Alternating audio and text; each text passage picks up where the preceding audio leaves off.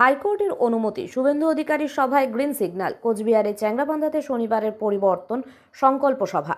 শনিবার বেলা 2টা থেকে 4টা পর্যন্ত কোচবিহারের চ্যাংরাবান্ধায় পরিবর্তন সংকল্প সভা আয়োজনের জন্য অনুমতি দিয়েছে কলকাতা হাইকোর্ট। সভাটি আয়োজন করবে বিজেপি এবং এতে অংশ নেবেন বিরোধী দলনেতা শুভেন্দু অধিকারী।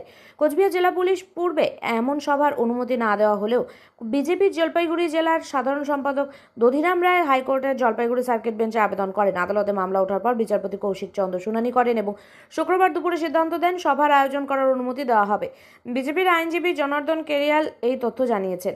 এমন সিদ্ধান্তকে রাজনৈতিকভাবে গুরুত্বপূর্ণ বলে দেখছেন বিশ্লেষকরা, কারণ পরিবর্তন সংকল্প কর্মসূচি বিজেপির ভিতকে সক্রিয় করার প্রচেষ্টা আর শুভেন্দু অধিকারীর অংশগ্রহণ এই উদ্যোগে নতুন গুরুত্ব যোগ করছে। শনিবার দুপুর 2টায় শুরু হতে যাওয়া সভায় কেমন পরিবেশ থাকবে সেটা নজরদারি করবে স্থানীয় প্রশাসন ও রাজনৈতিক পর্যবেক্ষকরাও। বলছি আজকে শুভেন্দু অধিকারের যে চ্যাংড়াবান্ধায় অনুষ্ঠানটা ছিল সেই বিষয়ে কি রায় হলো? আমাদেরকে পারমিশন দেওয়া হয়েছে কোর্টের কাছে থেকে। কোর্ট আমাদের অ্যাপ্লিকেশনটাকে অ্যালাউ করলো, আর কালকে আমরা স্মুথফুলি পিসফুলি আমাদের র্যালিটাকে হোল্ড করতে পারবো। কি অভিযোগ ছিল মূলত আপনাদের রাজ্য সরকারের বিরুদ্ধে?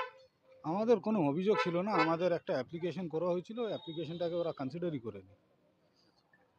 তার জন্য আমাদেরকে মঙ্গলবার কোর্টের কাছে দ্বারস্থ হতে হয়েছিল। আজকে হিয়ারিং ছিল, কোর্ট আমাদেরকে পারমিশন গ্রান্ট করেছে। কালকে কখন কিভাবে আমাদের অ্যাপ্লিকেশন অনুযায়ী, যেটা 2টা থেকে 4টা র্যালি, 4টা থেকে 5টা সভা। র্যালিটা কি হোস্ট করবেন?